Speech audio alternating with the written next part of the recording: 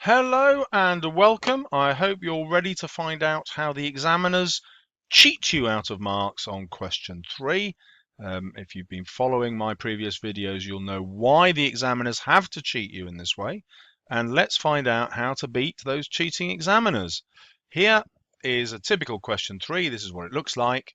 You will always get a text from the beginning or middle or end of a story or novel.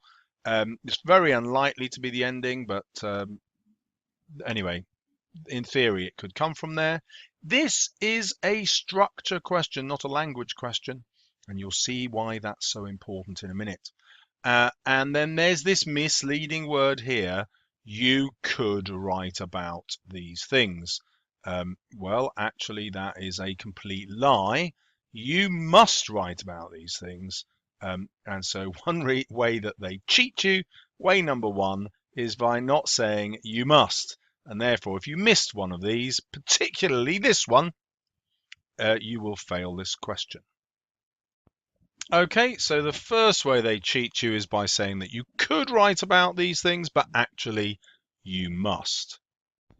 The second way they cheat you is by making this question 2, question 3, which comes just after question 2.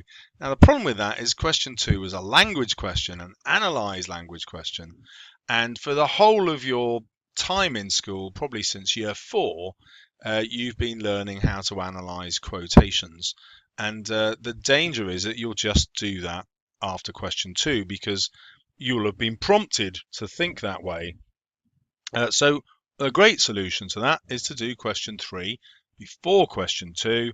And as you'll know from my other videos, I recommend you do the whole of this paper 1, backwards, as you will see from other videos. The third way that you are cheated out of marks in this question is that what gets you the marks is explaining the how structure works and why it works. And these words are hidden away in the question. Let me show you again. So most students, well, they remember to write about how the text is structured. And so they talk about changes in focus, but the why is hidden away in this second bullet point. And you were told you could write about that, not you must. So it's really easy for students, and many of them do this. They forget to write about the why, and they can't get above half of the marks for the question, which is a disaster for you. So always write about the why. Okay, number 4 is something I didn't know until this year, but the examiners are really excited about students being able to summarize. So at the top band, they want students to write a summary statement that explain what the changes of focus are throughout the text. And that's only like a 2-line, 3-line statement at most, 1 or 2 sentences. But it shows the examiner that you've understood the whole text, and it also shows the examiner that you understand what those changes of focus are. So, for example, the writer focuses on the exterior to create an atmospheric setting, which then contrasts with the happy thoughts and the internal life of the character, something like that, that we get by the end. And so they love that sort of summary statement. Now, the problem is that takes time. And so my top recommendation is that you leave a gap at the beginning, forget about the summary statement, write your answer, and then by the time you've got to the end of your answer, you will know what all the changes of focus have been, and then you can go back and write the summary statement, and it looks like you're a genius who could do that right at the beginning of your reading. Of course, you couldn't, but who cares? You've done it at the end, and you get the marks. The examiners should tell you to write a summary statement to get the marks, but they don't because they're trying to cheat you. Okay, the 5th way is the bullet points don't ask you to write about the ending. Why? Well, because the ending is the most important part of structure, and so the examiner doesn't want everybody writing about the most important part because they'll get higher marks. So they keep that secret, and they know that only the top candidates will be writing about the ending.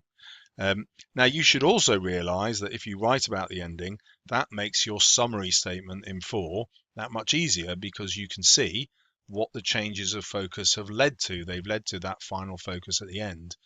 So writing about the ending will help you write a better summary statement as well. And that's 2 ways you'll get higher marks. Okay, the 6th way is that the examiners want you to write about changes in perspective. They love this word perspective, but they don't put it in the question. Instead, they just ask you to write about the change in focus. And so a simple way to beat that is to use the word perspective when you're analysing the changes in paragraph. How has the perspective changed here? And then why? And the why is going to get you the marks. Number 7 is another example of how the phrasing of the question gets in the way. So what the examiners should say, if they wanted you to do well, is write about the change of perspective in every paragraph. And then every single student in the country would know where the changes of perspective were. Oh yes, that's every time the writer changes a paragraph. And they would always use the word perspective because it was in the question.